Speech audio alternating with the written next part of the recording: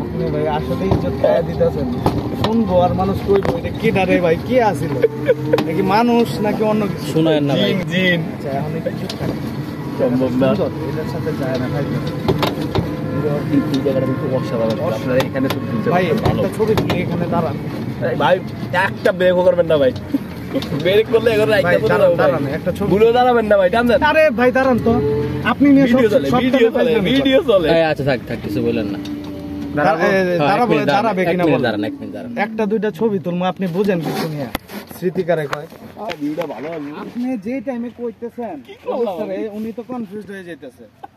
এই লোক তো জানে যে এখানে মানুষ শখে শখে আসে, একটা দুইটা ছবি তুলবে।